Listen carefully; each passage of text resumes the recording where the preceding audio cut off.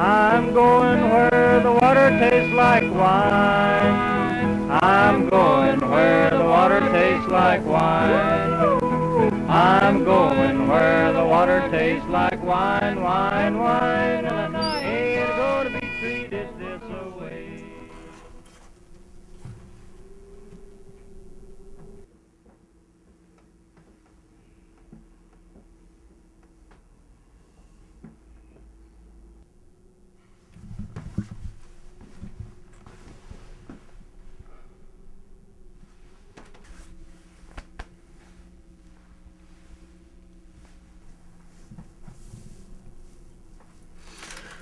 Is it really him?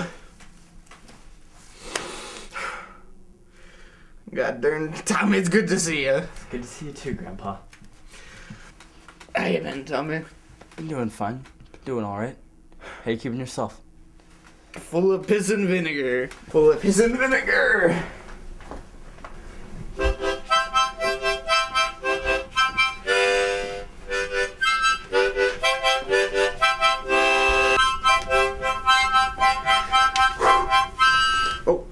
Damn, let me get this for you. No, it's fine, Gramps. Don't worry about it. Here. So, finally busted out of that joint, did ya? Here, tell me all about it. Now, I want you to tell me all about how you broke out of jail. Tell from the beginning. I want to hear every bit of it. Didn't necessarily break out of jail. They just happened to put me on parole. That's a bit of a shame. Anyways, family, you can see we were packing up. We were just about to head west. A couple days ago, we got a flyer said there are plenty of jobs for fruit picking down in west in California. You know, pick peaches and grapes and plenty of jobs for everybody. But now that you're here, we can go as a family. We can go start a new life in California. We could stay together as a family. We can just pick fruits all day long. You know what? I'm gonna pick me a bunch of grapes. I'm gonna put them in a tub. Yeah. I bet you don't even guess who's gonna be in the middle right of that tub. It's gonna be me. I'm just gonna sit there. I'm just gonna let the grapes just wash over me. Oh, yeah, it's gonna be great. Now that you're back. Yeah, but I thought you guys had potatoes. You have potatoes, don't you? Didn't you guys have potatoes from last harvest? Yeah, we got potatoes, but man can only have so many potatoes before he gets sick of them. I mean, for 7 days a week, you have potatoes for breakfast, potatoes for lunch, potatoes for dinner. You get sick of potatoes, Tommy. I mean, the Buchanans, they only got peas, and the Wilsons, they only got bread. And so, a couple days ago, they got together and they shared their peas and their bread just to have something different to eat besides peas and bread. But you guys just can't get up and move now, right? It's gonna be like that now, is it? You're gonna be stubborn. You're gonna hold us all back. Believe me, I want to move, Gramps. And just move, Ain't Tommy. that easy. Caring about the rest of your family? Believe me, I want to go. It's not gonna be like that. You're just thinking to yourself. You don't want to move out west. Believe me, I want to move. Grandpa, I still have my parole. Well, don't you want to help your family? Just move out west, Tommy. Maybe there is something I can do. Maybe there is something I can figure out. And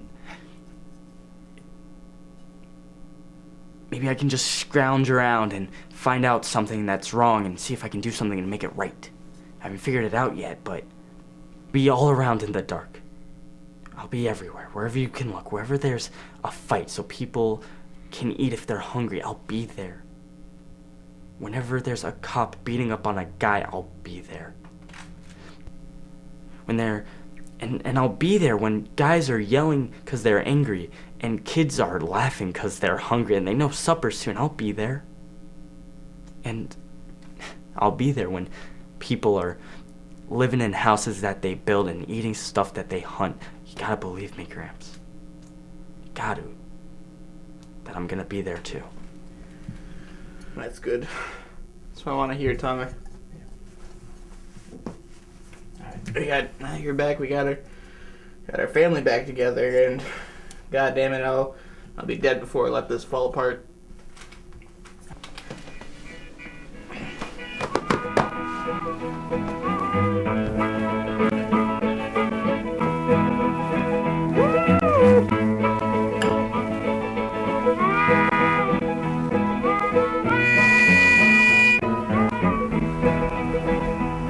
I'm going down this road feeling bad. I'm going down this road feeling bad. I'm going down this road feeling bad, bad, bad. And I ain't gonna be treated this way.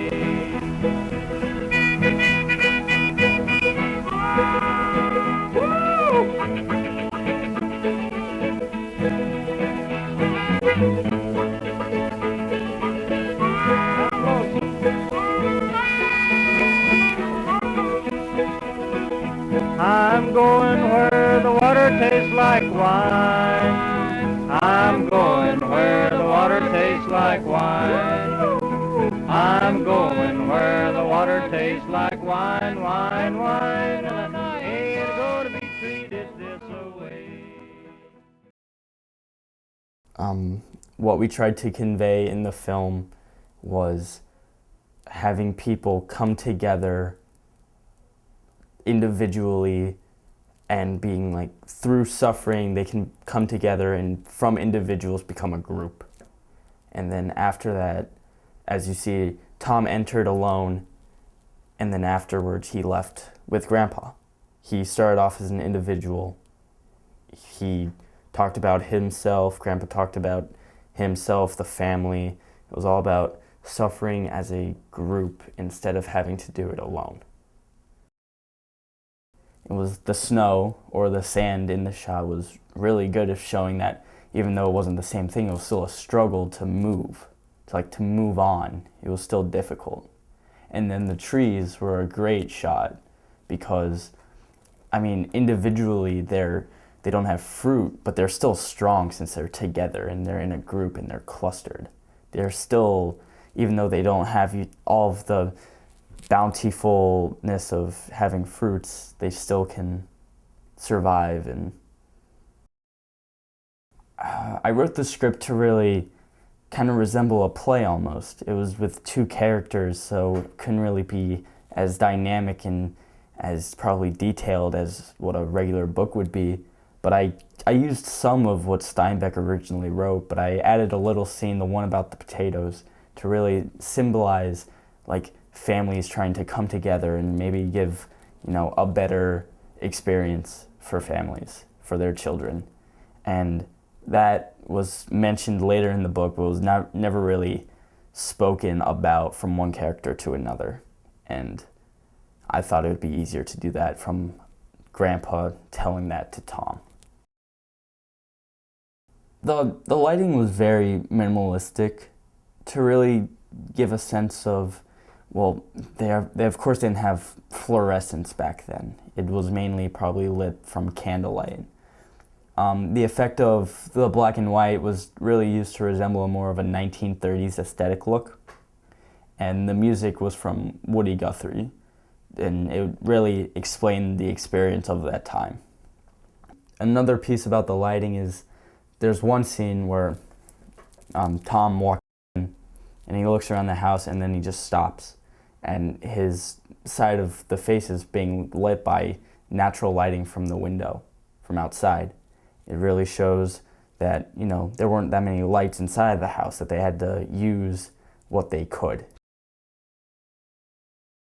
I put Steinbeck's quote at the beginning and at the end of the scene because it really takes time for a person to change from I to we. It takes time for a person to really realize what fault they're at and how they have to give something up to change from an I person to a we person, really.